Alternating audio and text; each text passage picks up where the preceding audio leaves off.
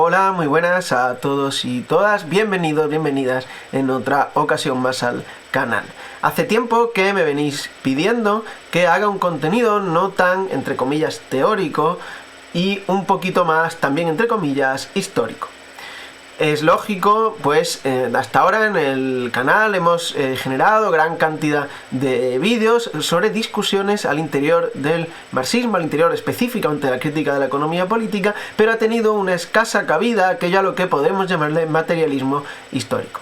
Espero que este no sea el único vídeo, habrá más vídeos en el que veremos otros momentos históricos, pero este nos parece especialmente interesante y creo que es digno para inaugurar esta especie de serie de vídeos que vamos a hacer sobre el tema, en el que, en esta ocasión, quiero decir, vamos a tratar de desmitificar la historia, o más bien la ausencia de historia del movimiento obrero en los Estados Unidos.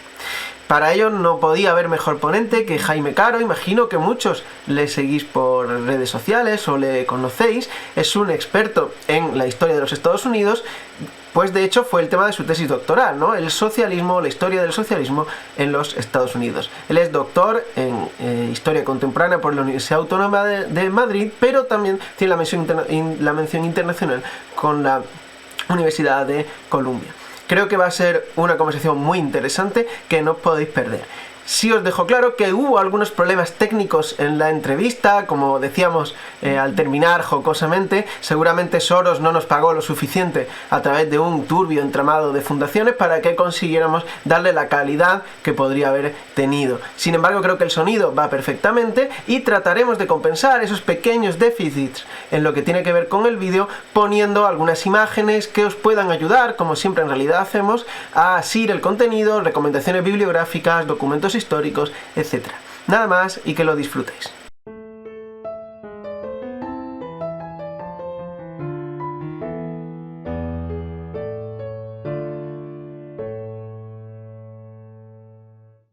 Jaime Caro, bienvenido al canal. Te conseguí desvirtualizar hace poco, te conocía antes de Twitter, eras todo un azote para los rojipardos y es un placer, la verdad, tenerte aquí en el canal. Bueno, te llevo siguiendo bastante tiempo. Creo que, bueno, si seguramente muchos de los que nos estén viendo te conozcan por las contribuciones que haces, sobre todo para ponernos al día e informarnos sobre el sistema político norteamericano y explicarnos bueno, aunque tenga ese San Benito, ¿no? La política norteamericana no es únicamente imperialismo, genocidios, golpes de Estado en Latinoamérica. También hay todo un eje progresista que tiene bastante interés, que sigue la lucha de clases presente en Estados Unidos y que en realidad nunca dejó de estar presente como hablaremos hoy. Así que nada, bienvenido, Jaime. Muchísimas gracias por invitarme y muchísimas gracias por la introducción y espero que la charla sea útil para todas y que sea entretenida y también pues un poquito ese trabajo que sigo yo desde que hice la tesis doctoral de desmitificar a Estados Unidos como el país capitalista por excelencia en el cual no ha habido lucha de clases, cuando considero que es uno de los que más lucha de clases ha habido en la historia. Pues estupendo, de eso vamos a hablar hoy, ¿no? Y bueno, la primera pregunta o lo primero que me gustaría que nos contaras es un poco una introducción a la historia del movimiento obrero norteamericano. Muchas veces es eso, parece que es un ideal, ¿no? Ahora no nos dirás, pero bueno, fue un texto famoso de Sombart, ¿no? Que quien no lo conozca es uno de los padres de la historiografía moderna, ¿no? De la escuela histórica, que economista e historiador, ¿no? A partes iguales, y el tipo ya planteaba en un ensayo famoso de por qué no hay socialismo, por qué no puede haber socialismo en Estados Unidos, y ya desde ahí ha sido una idea, un mantra no muy repetido de en Estados Unidos no hay lucha de clases, el movimiento sindical, el movimiento obrero está desarticulado, no ha existido en realidad nunca y por eso allí no se puede, ¿no? Digamos que es un tema de conciencia. Los obreros norteamericanos, por lo que sea, son menos proclives al socialismo. Y bueno, creo que es una visión en realidad que ahora nos contarás, ¿no? Porque, bueno, es tu tema de tesis. Por cierto, a la gente recomiendo también que tengan acceso, que echen un vistazo a tu tesis. Yo me he leído el primer capítulo y la verdad que es asequible e interesante para lo que suele ser un texto de esas características. Y ahí explicas perfectamente que, bueno, es una visión bastante mitificada de lo que es Estados Unidos y bastante, además, apologética, muy interesante para ellos mismos, ¿no? Para la clase dominante estadounidense, porque al final está reproduciendo la idea de un país en el que el movimiento obrero, en el que la lucha de clases, en el que el marxismo, como veremos luego, no tiene cabida, es un país plenamente liberal, ¿no? Y está muy lejos de ser verdad. Cuéntanos. Sí, bueno, para empezar, pues algunos hitos así para intentar desmitificar esto. El 1 de mayo, el 1 de mayo, que es el día de la clase trabajadora prácticamente, pues surge precisamente de la lucha de clases en Estados Unidos, del socialismo estadounidense y del anarquismo estadounidense, por eso me refiero a lucha de clases en su conjunto. Luego, por ejemplo, los lemas de Pan y Rosas surgen de la huelga de 1912 de Lawrence Strike en Massachusetts, que se llamó la huelga de Bread and Roses, de Pan y Rosas. As we go marching, marching in the beauty of the day, a million darkened kitchens, a thousand mill lofts gray, are touched with all the radiance that a sudden sun discloses. For the people hear us singing, bread and roses, bread and roses. Y luego sí que es cierto que en los años 60 y 70, en España por lo menos, o incluso en la Unión Europea, en Europa, sí que se tiene más conciencia de que Estados Unidos es un país en el cual ha habido lucha de clases y se ha traído muchísimo y se ha trabajado muchísimo sobre el Black Panther Party y los movimientos antirracistas. Pero al fin y al cabo, esa historia, la más escondida, es la del socialismo cuando más estuvo en auge en Estados Unidos, que es desde el año 1870 hasta el año 1920. Es la más escondida. Y hay que decirlo, por ejemplo, Friedrich Engels, en unas cartas, creo que a Marx, comentaba que él tenía la corazonada de que Estados Unidos iba a ser en el país en el cual la revolución proletaria triunfaría antes. Y él se basaba en dos hechos. Uno, la lucha de clases es tremendamente fuerte en Estados Unidos y luego, desde el punto de vista materialista histórico, Estados Unidos es el país con el capitalismo más avanzado. Estamos hablando de una carta de los años 1880, 1890, es decir, a Marx no podría ser si es de los 1890 porque estaría muerto, pero creo que es de 1880. Entonces, pues prácticamente decía que eso, que Estados Unidos tenía la corazonada y que iba a ser en Estados Unidos, es decir, viraron el polo de Alemania, Inglaterra como el sitio donde el proletariado estaba más desarrollado en términos marxistas, lo cambiaron a Estados Unidos. Y a partir de ahí entiendo que no paró de haber esa lucha de clases. Estamos hablando siempre de un periodo pre-Revolución de Octubre, ¿no? Un periodo anterior, sí, en el que se estaban configurando los nuevos, entonces nuevos partidos socialistas, socialdemócratas, ¿no? Tenemos que recordar que esta idea de diferencia entre socialdemócrata y comunista es posterior. En aquel momento, sí, eran grandes partidos socialistas y socialdemócratas y que en Estados Unidos tuvo muchísima importancia, ¿no? No... Sí, por ejemplo, sí, de hecho, otro hito histórico es que el primer partido socialdemócrata que se funda con teoría marxista detrás es en Alemania, el SPD, pero el segundo es precisamente en Estados Unidos, The Working's Men Party. Y de hecho, la Internacional, cuando en Europa es expulsada porque nadie quiere a los comunistas, lo que hace es irse a Estados Unidos para morir, sí, pero al fin y al cabo se va a Estados Unidos. Claro, es otra situación bastante distinta y con una importancia sindical muy grande. Es verdad que a día de hoy, por ejemplo, el sistema sindical estadounidense no es precisamente el más favorable a sindicatos, digamos, de clases generalistas como podemos conocer en España, ¿no? Donde hay grandes sindicatos que abarcan todas las ramas. Allí todavía tiene un pozo, no sé si más gremial es la palabra, pero bueno, para entendernos. Sí. Y bueno, que cogió muchísima importancia, ¿no? O sea, el macartismo, toda la persecución de obreros y de socialistas que se dio años después, no tendría sentido, no habría lugar para ello si no tuvieran una implantación muy importante los partidos obreros en la sociedad estadounidense. Sí, con lo que comentas, en Estados Unidos, al igual que en Inglaterra, tienen una gran tradición del sindicalismo trade unionism, es decir, trade union, de gremial, absolutamente gremial, de si yo estoy trabajando en una compañía pero me dedico a ser el cristalero, yo me tengo que unir con los cristaleros, aunque sean de otras compañías. Lo que no me tengo que unir es con el electricista de mi misma compañía. Por ejemplo, si estamos hablando de compañías que se dedican a construir, estaríamos diciendo que en vez de sindicalizarse en empresa, se sindicalizarían por gremios, por lo cual se fragmenta más aún ese poder de unión sindical, porque al fin y al cabo estás pidiendo solamente demandas que te suban el salario a ti en la misma empresa, solamente a los de tu gremio y no a los de otro gremio. Por lo tanto, ahí empieza pues lo típico que se llama aristocracia obrera, porque estaban los sindicalistas que sí que tenían habilidades, es decir, es que soy muy inglés para esto, que tenían formación y los sindicalistas obreros que no tenían formación. Entonces, fácilmente se puede hacer una aristocracia obrera. Y luego lo que tú dices, el macartismo. El macartismo, hay que decir que bebe primero de la primera Red Scare, es decir, el primer peligro rojo que se sucede en 1917, Claro. que la gente lo atribuye muchísimo al problema de la revolución bolchevique. Y sí, es el problema de la revolución bolchevique, pero hay que contar una cosa, que la Red Scare empieza 6 meses antes de la revolución bolchevique. Y es porque en Estados Unidos, en ese momento, tanto el Partido Socialista estadounidense como el Sindicato Socialista, el Industrial Workers of the World, estaban poniendo contra las cuerdas al sistema estadounidense. Y estaba ya, pues, muchísima de la élite estadounidense estaba viendo que podía haber una revolución social en Estados Unidos. Entonces ahí empieza el primer peligro rojo. El macartismo lo único que hace es todas esas dinámicas que se crean con servicios secretos, FBI en este sentido, Estado, para reprimir. El macartismo lo único que hace es recoger toda esa herencia y aplicarla de nuevo. También es cierto que con el macartismo se intenta borrar esta Red Scare, porque también el macartismo justamente, ¿cómo decirlo?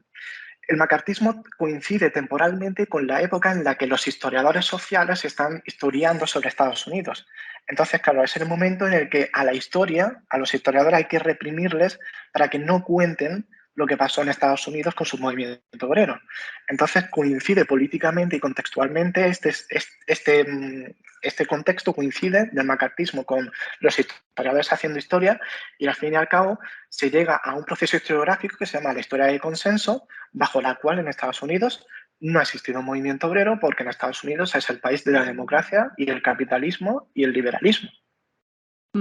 Claro, justo quería llegar ahí porque, bueno, cuentas en la tesis, que ya digo, muy recomendable, toda esta perspectiva del consenso, ¿no?, que se crea, que, bueno, vienen a explicar esa excepcionalidad, ¿no?, esa presunta excepcionalidad de Estados Unidos como un país en el que, ya lo sabemos, ¿no?, se instaura el capitalismo perfectamente, es un país que llega a ser una gran potencia muy rápidamente, se industrializa a marchas forzadas y pareciera que ahí los obreros tuvieran siempre una mentalidad liberal y que fueron digamos, siempre proclives a esas transformaciones, cuando en realidad ejercieron bastante resistencia, pero y sobre todo iba por ahí la pregunta que quería hacerte, esa visión del consenso no solo se aparece en los historiadores que podríamos presuponer una visión conservadora, una visión liberal, ¿no?, sino también en grandes historiadores marxistas que muchas veces no prestan mucha atención a los Estados Unidos, pero cuando se la prestan suele ser para suscribir esa misma visión, ¿no?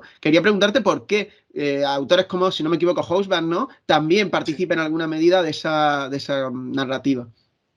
Sí, pues esto es una problemática, esto es muy parecido a las nuevas derechas, al consenso de las nuevas derechas, como cogen a los intelectuales de izquierdas. Por ejemplo, está claro que las nuevas derechas cogen a Gramsci y le dan ese toque oscuro. Pues esto pasa lo mismo exactamente con los historiadores de consenso, son historiadores de derechas que cogen precisamente a los intelectuales de izquierdas y a las fallas que ellos piensan que hay en Estados Unidos y lo reconvierten en un cóctel en el cual pues no hay movimiento obrero en Estados Unidos. ¿Y por qué pasa esto? Esto es un fallo que tienen los historiadores. Hay distintas ramas historiográficas, está la historia social, la historia cultural y la historia postsocial. La historia social es la más apegada al marxismo y al materialismo histórico. Y aquí los historiadores cometen un error. y dicen, vale, el materialismo histórico, es decir, tal cual no lo da Marx, lo comprendemos, pero como nosotros somos universalistas, tenemos que hacer una teoría universal de la historia basada en el materialismo histórico. Entonces, lo que hacen es, pues, decir, hay movimientos obreros que van a ser la norma. Entonces, vamos a poner dos casos de movimientos obreros fuertes o que son la norma en Europa, que eran el movimiento obrero, que son dos modelos totalmente contrapuestos, pero es el modelo inglés y el modelo alemán. El modelo alemán es el modelo del partido fuerte y el modelo inglés es el modelo del sindicato fuerte del cual surge un partido laborista de muy tardía creación. Pero aún así, ellos dicen, esta es la normatividad del movimiento obrero. Lo que no se apegue a este movimiento obrero es porque el materialismo histórico no puede, el materialismo histórico no puede fallar. Entonces significa que hay fallas dentro de las sociedades que impiden esta creación de movimiento obrero del proletariado con una conciencia fuerte, etcétera, etcétera. Entonces, claro, cogen Estados Unidos y en vez de haber cogido el modelo inglés, dicen, no, Estados Unidos hay un problema, y es que en Estados Unidos no hay un partido fuerte, no hay un partido socialista fuerte, no hay un partido proletario fuerte, pero es que tampoco hay un sindicalismo fuerte, porque el sindicalismo que no encontramos es el sindicalismo que hemos dicho antes, que es el gremial. Entonces, claro, ahí los propios historiadores marxistas empiezan a decir, aquí tiene que haber un problema. Y se inventan una teoría, cogen una herencia de la historiografía más rankeana liberal, en este sentido, que es la teoría de la frontera, que viene a decir que Estados Unidos, pues como tiene una frontera abierta en su oeste, es decir, Estados Unidos va poco a poco conquistando su oeste y por lo tanto va renovando su democracia porque van atrayendo nuevos estados y nueva población, que en sí nueva población no es población que directamente está migrando de la costa este a la costa oeste, pues ahí se produce una renovación. Entonces, lo que vienen a decir los marxistas es, claro, el problema que hay en Estados Unidos con su movimiento obrero es que los salarios no se han estancado nunca. Los salarios siempre han subido, siempre han seguido subiendo y también hay un problema. Desde el punto de vista más vulgar, tiene que aparecer conciencia de clase cuanto más miseria hay. Y en Estados Unidos hay un problema y es que no ha habido miseria. ¿Por qué? Porque si tú estabas en el este como migrante o como estadounidense de tercera generación, segunda generación, si tú eras un trabajador pobre o si tú no querías estar de acuerdo, en cierto sentido, con los salarios que el patrón te ofrecía, tú tenías todo un oeste muy amplio para el cual tú podías viajar y ser propietario. Muy importante esto, porque empiezan a decir claramente que el problema que hay es que los salarios siguen porque hay una válvula de escape, es decir, por propia economía, el excedente, es decir, ese ejército de reserva no existe en Estados Unidos porque se va al oeste y porque hay la conciencia de que los trabajadores quieren ser propietarios y pueden serlo, supuestamente yéndose al oeste. Entonces, claro, los marxistas empiezan a hacer este mejunje, los historiadores marxistas empiezan a hacer este mejunje, y aquí tenemos, por ejemplo, a Jacques Droz o, por ejemplo, a Erich Hobsbawm, y con este mejunje que hacen, pues dicen, es que Estados Unidos es una excepcionalidad. Luego llegan los historiadores culturales con E.P. Thompson, que a mí me hace algunas veces gracia cuando la gente pone al mismo nivel Hobsbawm e E.P. Thompson, porque Hobsbawm es un historiador social, E.P. Thompson es un historiador sociocultural, porque empieza a hacer una separación entre lo que es lo económico y lo cultural. Y E.P. Thompson dice, vale, es que aquí hay un problema, y es que en Estados Unidos, aparte de la válvula de escape, ha habido un problema, y es que su movimiento es muy diverso, es decir, su sociedad es muy diversa. Por lo tanto, al tener a gente racializada, negra, que apenas 20 años antes de la creación del movimiento obrero del Partido Socialista eran gente esclava, con un problema importantísimo de racismo, hay una fragmentación de la clase trabajadora en hombres blancos que están cualificados, hombres negros que no están cualificados, mujeres negras y mujeres blancas, inmigrantes, que el problema es que hay una fragmentación tal cual que es imposible la unidad, que es muy difícil la unidad de la clase trabajadora. Por lo tanto, nos encontramos con una clase obrera tan fragmentada que dificulta su unidad y por lo tanto tiene un desarrollo más tardío. ¿Desarrollo más tardío cuándo es? Pues en la época en la que ellos estaban, años 60-70, con los movimientos del 68-61 estadounidense, con el Black Panther Party que empieza como a unir a la clase trabajadora.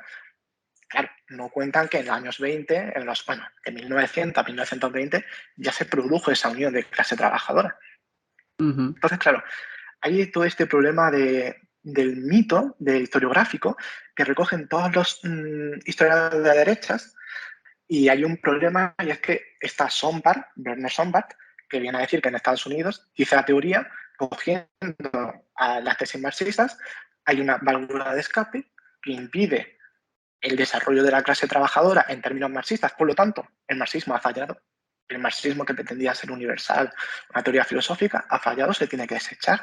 Es decir, Werner Sombart, si mal no recuerdo, de los años 30, 40, una cosa así. Y luego llega otra persona, Seymour Lipset, que viene del trotskismo, es decir, es una persona que ha militado dentro del movimiento obrero estadounidense, por lo tanto, sabe lo fuerte que es, pero vira hacia posiciones neoconservadoras en los años 60 y 70, y llega un momento en el que crea el nuevo excepcionalismo americano y lo mezcla. Y dice, en Estados Unidos efectivamente las teorías marxistas son una quimera, por lo tanto, alrededor del mundo son una quimera. Eso obviamente la CIA y el gobierno de Estados Unidos lo utiliza para su propaganda cultural contra la Unión Soviética, y viene a decir él también que aquí hay un problema de base, y es que Estados Unidos es el país perfecto, prácticamente es una fantasía en el mundo, porque es el único país en el que el capitalismo y la democracia han avanzado de la mano. Claro, él no va más allá porque es un neoconservador, apoya el sistema democrático estadounidense, no lo problematiza. Estados Unidos no tiene un sistema democrático per se. Estados Unidos, desde su creación en 1776, con su constitución en 1787, hasta apenas 1970, no es una democracia plena con sufragio universal. Y a día de hoy tampoco es una democracia plena con sufragio universal. Es decir, no lo problematiza, pero prácticamente hace este mejunje que le sirve muy bien a las élites estadounidenses, al gobierno estadounidense, en su propaganda contra la Unión Soviética en plena Guerra Fría. Ujú. Muy interesante lo que has contado. Bueno, me han venido muchas ideas a la cabeza y he empezado a apuntarlas un poco tarde, pero bueno, lo que contabas de Lipset, por ejemplo, bueno, como sociólogo me he enfrentado muchas veces a los planteamientos de Lipset y su biografía es muy elocuente, ¿no? El tipo Sí. es el perfecto ejemplo de una trayectoria vital mucho más frecuente de lo que queremos plantear, ¿no? Que es el trotskismo americano, que acaba perfectamente integrado en los halcones o en algunas de las facciones más conservadoras, más neocon, posteriormente, ¿no? Hay quien ve la CIA de por medio, yo no tengo pruebas, así que no estoy seguro, y no quiero pecar de la conspiranoia que también funciona en la derecha y tan mal normalmente en la izquierda, pero que Lipset es un ejemplo clarísimo, ¿no? El tipo pasa del trotskismo a unas posiciones neocon y todavía hoy tiene muchísima incidencia en la manera en que se construye teorías de la clase política, de sociología política, ciencia política. Seguro que cualquiera que se ha graduado de cualquiera de estas dos carreras, incluso en España, ha escuchado hablar de Lipset, aunque no lo recuerde. Animal político, el hombre es un animal político, frase de Lipset. Total, sí, Bueno, es un... Bueno, de Lipset yo creo que Aristóteles algo contribuyó. Aristóteles sí lo he pensado, pero que Lipset es el que hace título de esa frase. Sí, es el que digamos, es el que convierte todo, o sea, esa consigna, ¿no? En un elemento, bueno, constitutivo, ¿no? De la interpretación de la acción política contemporánea. Y además de él, bueno, pues se unen otros tantos que empiezan a, bueno, virar rápidamente. Entonces, eso es una trayectoria frecuente y bueno, también he apuntado aquí, que en relación a lo que decías, que nos comentes un poco la importancia de la brecha o de las fronteras que hay en Estados Unidos, ¿no? Las fronteras que planteaba, o sea, que tú mismo has adelantado y que Metzadra, junto a Nelson, si no recuerdo más, en un libro, la verdad que es muy sugerente. Hablan de las fronteras, que no es solo una cuestión física, ¿no? Hay un montón, o sea, el trabajador americano, empezaba en el libro, si no recuerdo mal, hablando de un taxista bueno, que es un taxista precario, que además está racializado, que además está en Nueva York, que como que digamos, esta interseccionalidad, ¿no? Que ahora se ha puesto muy, muy de moda hablar de ella, que especialmente se nota en la clase trabajadora estadounidense, que sufre tantas diferencias, ¿no? Esta idea de las costas y del interior, cómo se diferencia de que en las costas existe un tipo de trabajador, en el interior otro, el redneck famoso, los conservadores del sur, o sea, la idea norte-sur y costas-centro son ejes que allí son fundamentales. Estamos hablando de un país que es inmenso y bastante poblado, sobre todo en ciertas regiones, ¿no? Que con una población muy concentrada en algunos lugares, que es que todos esos son factores a tener en cuenta también en cómo se configura ese movimiento obrero del que hoy estamos hablando. Sí, yo aquí tengo una pullita para los historiadores marxistas, porque llega un momento en el que no sé si deberían hablar de historiadores marxistas, son historiadores sociales que viven del marxismo, pero parece que no han comprendido bien el marxismo. Sobre todo esa distinción entre lo social como lo material y la cultura como una cosa, un ente desapegado totalmente, es decir, es un marxista, no lo podría comprender. Entonces, claro, la importancia de la frontera culturalmente, y con culturalmente me refiero a una estructura material que provoca a las personas pues, determinadas disonancias cognitivas. En Estados Unidos se ve perfectamente. El movimiento obrero, todos los marxistas dentro de Estados Unidos e historiadores sociales, ya digo, posteriores, decían que en Estados Unidos no podía haber movimiento obrero precisamente por esa válvula de escape, por esa frontera en la cual tú, como persona individual, si te encuentras en el caótico, porque se vende así, en el caótico Nueva York, sucio, pobre, en el cual tú tienes que vivir en un brownstone, en las casas típicas de Nueva York, que lo compartes con 5 familias, pues si no estás de acuerdo con eso, tienes un oeste al que irte, y el oeste siempre lo pintan como el sitio ordenado en el cual tú tienes tu parcela, te puedes autorrealizar, porque en Estados Unidos también culturalmente está muy presente ese propietario de una granja. Recordemos que Estados Unidos surge como una república agraria, y eso es a lo que siempre tiende el relato nacional, es decir, la estructura nacional estadounidense. Entonces es muy gracioso porque dicen que en el oeste no podía surgir, y lo que pasa es todo lo contrario. Surgen los partidos socialistas más radicales y el sindicalismo más radical en el oeste por una cosa muy sencilla. Cuando con la conquista de California se empieza a decir el bulo, entre comillas falseado, de que hay muchísimo oro en el oeste estadounidense, para que la gente empiece a migrar hacia esos sitios, porque precisamente lo que quería Estados Unidos era ocupar esos sitios, porque estaban ocupados, bueno, ya estaban ocupados, vivían otras gentes, es decir, vivían nativos americanos y vivían también mexicanos, y se querían ocupar por parte de los blancos. Entonces, ¿qué haces? Te inventas el bulo o lo magnificas de que hay oro en el oeste. Entonces, claro, hubo una gran masa que se movió allí, y claro, el oro es muy sencillo. Tú el oro que te encuentras en superficie con una bandeja, lo cribas y lo consigues perfectamente. El problema es que eso en los años 40 se da, 1840 se da, 1850 se da, 1860 se da, y ya en 1860 es como, oye, que tanto oro en superficie y fácil de encontrar no hay.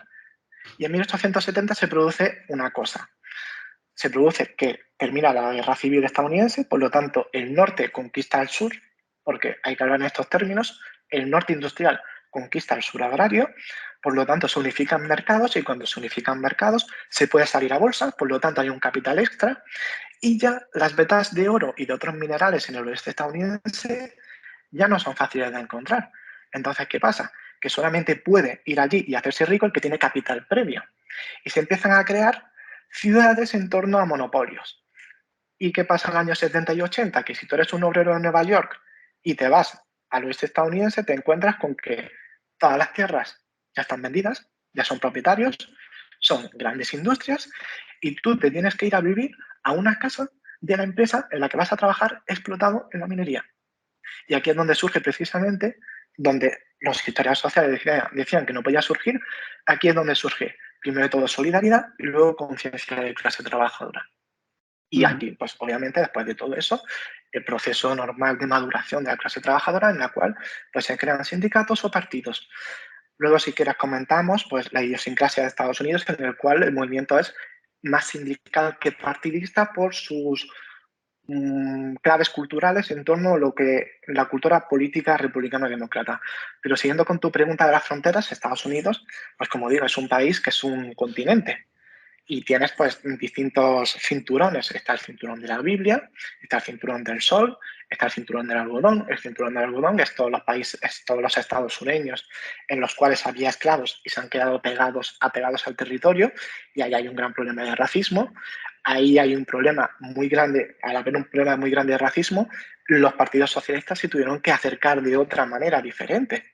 Es decir, te podías encontrar un partido socialista en Wisconsin, es decir, en el norte estadounidense, que no tiene mucha población y es muy blanco, fuesen racistas o incluso segregacionistas, pero que en el sur tuviese que ya de verdad encontrarse con el trabajador negro y con el trabajador blanco trabajando en el mismo sitio, o segregados con las mismas dinámicas de explotación, y empezar a hacer un discurso según el cual pues habría que unir a estos dos trabajadores y cargar al del norte.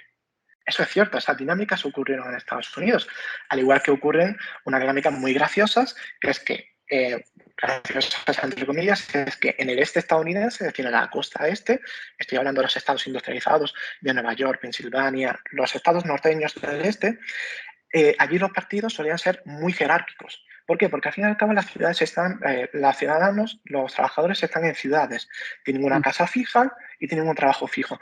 Pero en el oeste hay un problema, y es que los trabajadores son migrantes, porque trabajan en la mina durante la época de invierno, y durante la época de florecimiento, por ejemplo, de la naranja, se van a California y por lo tanto no tienen casa fija.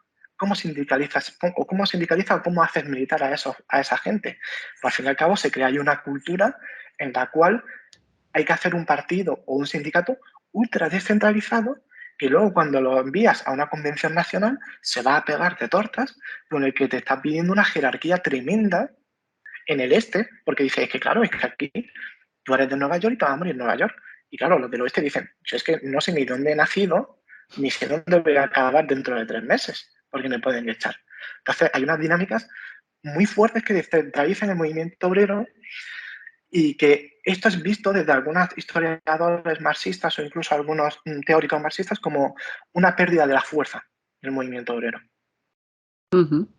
Y para atraer todo esto, ya que vamos pasando un poco el ecuador de la conversación, que nos vamos acercando un poco más al final, sí te quería comentar o preguntar por cómo todo esto se plasma en nuestros días en digamos, las opciones de la clase trabajadora norteamericana. Sabemos que, o sea, para los que venimos de un modelo, digamos, bueno, pues del sistema de partidos europeos, particularmente español, incluso en Latinoamérica, que se parecen más, ¿no? Que tenemos muchos partidos, que nuestros partidos funcionan de otra, no, digamos, las cámaras no son bipartidistas o no hay un sistema tan proclive al bipartidismo. Nos encontramos con, bueno, pues los demócratas, que no nos que muchas veces nos repelen enormemente, ¿no? Entre otras cosas, por sus dinámicas intervencionistas, ¿no? Que todo buen izquierdista español, y no digamos ya latinoamericano, se ha criado en el odio acérrimo a los Estados Unidos por unas dinámicas intervencionistas que muchas veces han promovido con más fuerza los demócratas que los republicanos, ¿no? Y por supuesto unos republicanos que no nos interesan en absoluto, que todo lo contrario, ¿no? La derecha es todo aquello que nos repele, ¿no? ¿Qué expresiones está tomando el movimiento obrero en los Estados Unidos a día de hoy, y cuáles se ha tomado históricamente, ¿no? ¿Cuáles son los partidos que hoy podemos encontrar, las organizaciones que hoy podemos encontrar, que nos pueden llevar a entender o a ver esa contracara que muchas veces no tenemos, ¿no? Porque digamos que Biden no es una figura que nos motive, por lo menos a mí no me motiva en absoluto, pero seguramente haya personajes en el sistema político norteamericano que sí nos puedan interesar y que sí puedan representar, digamos, una opción más trabajadora, más de clase, ¿no? Sí, esto lo voy a hilar un poco y lo traigo, y así ya lo dejamos también marcado. En Estados Unidos, como yo he dicho, la expresión del movimiento obrero es descentralizada, es muy republicano-demócrata, por lo tanto es un movimiento obrero que está basado muchísimo en el movimiento, precisamente, yo soy un movimiento. Yo no me quedo en el sindicato, no me quedo en el partido. Por ejemplo, el Partido Socialista creó sindicatos, el Socialist Party of America creó sindicatos teniendo pues una relación con ellos de igual a igual. Y el sindicato Industrial Workers of the World no se consideraba a sí mismo como sindicato, se consideraba como la sociedad que va a nacer. Es decir, se consideraba como un movimiento. Y esta es una aportación muy buena, porque en 1907, en el Congreso de Stuttgart, quien pone encima de la mesa la relación entre partido y sindicato, que debaten Lenin y Luxemburgo, precisamente la sección estadounidense, que eso se le olvida, no sé si se olvida acaso hecho, pero quien puso ese debate fue la sección estadounidense. Por lo tanto, en Estados Unidos nos encontramos con organizaciones que tienen voluntad de movimiento. Y a día de hoy tenemos ese problema. Por ejemplo, tenemos el Partido Democratic Socialist of America, que es un partido de vanguardia luxemburguista en Estados Unidos, que no se quiere llamar a sí mismo partido. De hecho, ellos mismos, si se lo preguntas, dirán que se llaman organización. ¿Es un partido? ¿Actúa como tal? ¿Tiene cuadros formativos? Sí. ¿Tiene cuadros militantes? Sí. ¿Tiene cuadros que envía a instituciones? Sí. ¿Tiene cuadros que trabajan en la calle en relación con otras organizaciones? Sí. ¿Es un partido? Sí. Ellos no quieren ser un partido, ellos quieren trascender eso de partido, quieren ser un movimiento. Por lo tanto, lo mismo pasa con los sindicatos. Los sindicatos allí tienen una relación estupenda. Ahora mismo el nuevo sindicalismo tiene una relación estupenda con el DSA. De hecho, se podría decir que el DSA ha sido el que ha constituido esos sindicatos y los sindicalistas te van a decir que bajo ningún concepto el DSA lo ha constituido. Que sus líderes sean militantes en el DSA no implica que el sindicato haya sido constituido por el DSA. Entonces, hay una relación ahí de lealtad absoluta, pero diferenciando. Entonces, esa es la mayor problemática que hay ahí, porque al fin y al cabo, líderes visibles. ¿Quiénes son los líderes visibles? Son un país en el cual siempre se hacen por culpa de la represión que han sufrido también, siempre se hacen unas direcciones colegiadas. Es decir, cuando se crean los Industrial Workers of the World, dicen, siempre va a ser más difícil meter a 7 líderes que viven en distintas ciudades en la cárcel que a meter a uno. Entonces, ¿qué pasó? Que metieron a 110 en la cárcel por militar. Y desde 1917, cuando meten a esos 110 líderes, van a decir a partir de ahora, si todos somos líderes, que nos metan a toda la organización en la cárcel o si no, no. Entonces, claro, ¿qué pasó? El Black Panther Party, ¿qué líderes tenía? No tenía líderes. Tenemos Fred Hampton, dicen que es un líder, pero al final Fred Hampton era un militante casi de base en el estado de Illinois. Newton, Seal, eran también los creadores del partido, pero no tenían como liderazgo, es decir, no tenían una estructura a la que liderar, no había liderazgo. Entonces, a día de hoy nos encontramos con eso.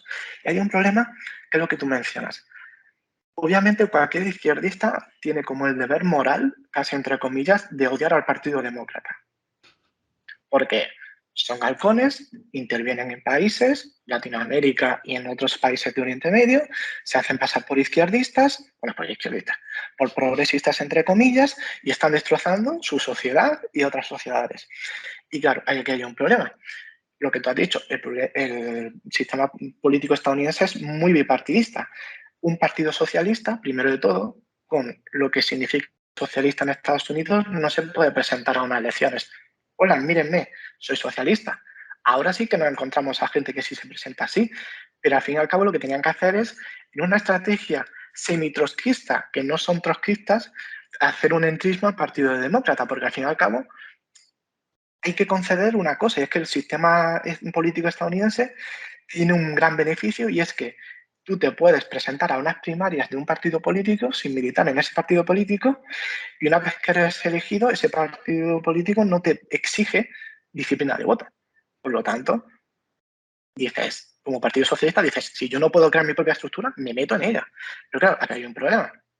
Y es que no es lo mismo dominar un país que es subalterno de un imperialismo, por lo tanto la posición política es muy fácil. Yo soy antiimperialista, soy de izquierda antiimperialista. A ver, fácil entre comillas, me refiero a Latinoamérica.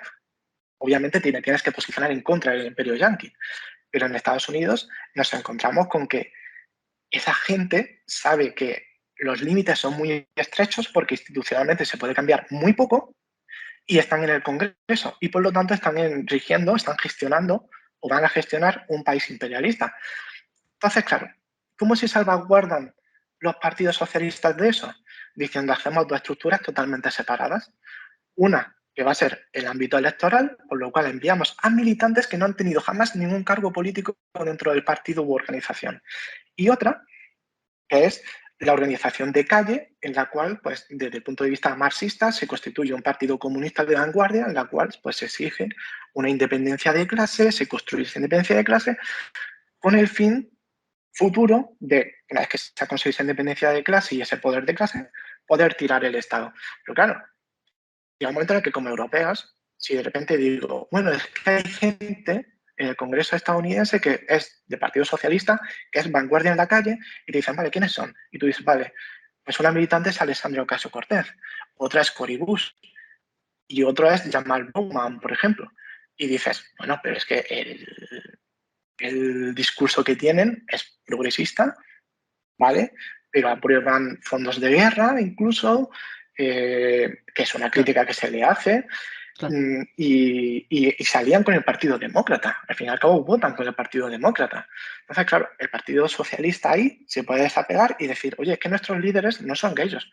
Ellos son militantes que enviamos al Congreso para que hagan una cosa, una labor muy específica, y es sanidad pública, educación gratuita y que separa a la policía. Es decir, que se deje de militarizar a la policía, que eso lo consiguen. Desde Black Lives Matter han conseguido parar presupuestos militares a policía. Y dicen, pero los líderes de partido nos encontramos en los National Political Committee, que son 7, 14 personas, que son los que dirigen el partido. Y es muy gracioso porque esas personas tienen prohibido presentarse a cargos políticos, precisamente porque en el momento en el que se presentan a cargos políticos pierden toda esa potencia revolucionaria que podían tener. Entonces es un sistema bastante complicado, y con el sindicalismo tienen una relación bastante complicada también, porque el sindicalismo, al fin y al cabo, que surge es un poco gremial. El nuevo sindicalismo de Amazon Labor Union, al fin y al cabo, afecta únicamente a los trabajadores de almacenes y no afecta a los que están programando los algoritmos bajo los cuales se rigen los almacenes. Ahí hay un problema, que es un problema gremial, obviamente. O, por ejemplo, Starbucks Workers United, bueno, está teniendo muchísimo éxito porque al fin y al cabo es un sindicalismo de empresa, porque dentro de los que ponen café no hay diferencias. Entonces, ahí sí que está surgiendo un nuevo sindicalismo que espero que aprendan. Se les ha dicho bastante que tienen que empezar a sindicalizar a los técnicos y a los programadores de las Big Techs. Se está haciendo con otro sindicato que al fin y al cabo, por ejemplo, Amazon Labor Union trabaja con el CWA, Communication Workers Alliance, que lo que hace es sindicalizar a los trabajadores que están en Amazon y en Google. Y son sindicatos aparte, pero trabajan conjuntamente. ¿Hasta qué punto esto en la práctica se puede seguir continuando? Eso ya no lo sé, pero al final acaba su tradición. Claro. Ya para terminar, o sea, me surgen muchos comentarios. Ojalá estar aquí hablando contigo bastante más tiempo, porque sobre todo yo, me parece curioso, tú naturalizas la idea de que, por ejemplo, el Black Panther Party o el Black Lives Matter son partes del movimiento obrero, algo que yo suscribo plenamente, ¿no? Pero digamos que es una visión que no todo el mundo comparte dentro del pensamiento marxista, ¿no? Muchos aplicadores manualescos de cierto marxismo presuntamente ortodoxo, me gusta ponerle todos los peros posibles para desvincularme de esas visiones, ¿no? Plantean que, bueno, que aquello no, que es una cosa de identidad, que es una cosa, como tú decías antes, cultural, que nada tiene que ver con la clase obrera, que todo lo que no tenga una herramienta como emblema no vale, ¿no? Ya sea la hoz y martillo, ya sea un martillo, lo que sea, pero tiene que tener una herramienta para ser bien obrero, ¿no? Y sin embargo, a mí me sirve mucho como ejemplo para explicar, hacer paralelismos con el SPD, ¿no? O sea, que con el movimiento obrero europeo pre-Segunda Guerra Mundial, pre-estados del bienestar, ¿no? En el que muchas veces cuando la clase obrera no podía acceder a todo aquello que hoy en gran parte de Europa se nos presupone en nuestra condición de ciudadanos, véase sanidad pública, educación pública y demás, los partidos obreros actuaban como una suerte de estado paralelo que ya Lenin, Trotsky, la teoría de los dos mundos que explica muy bien Domenech en su Eclipse de la Fraternidad, ¿no? Un libro que, por cierto, presta mucha atención a los Estados Unidos, que es muy interesante porque te encuentras ahí cosas muy interesantes sobre los padres de la Constitución, sus tendencias, la relación que alguno tuvo con el marxismo, ¿no? Posteriormente con el movimiento obrero, mejor dicho, que ojalá tener tiempo para tratarlo, pero a mí siempre me interesa todo eso porque efectivamente cuando la clase obrera no es capaz de brindar esas instituciones a través del Estado, muchas veces se las otorga a sí mismo a través de sus propias organizaciones. Y los Panteras Negras fue un ejemplo de eso. Y por lo que te he leído a ti alguna vez en Twitter, hay movimientos hoy que hacen lo propio, ¿no? Dado que no hay sanidad pública, no hay educación pública, las comunidades se brindan a sí mismos ese tipo de instituciones, alfabetizando, ofreciendo ayudas, tipo mutualistas, ¿no? En el mejor sentido de la palabra, que era un poco lo que tenía, seguramente a mayor escala, ¿no? El SPD en los años 20, en los años 30, mejor dicho, ¿no? Sí, esto nace precisamente... ¿No? ¿Querías preguntar algo más? No, comenta.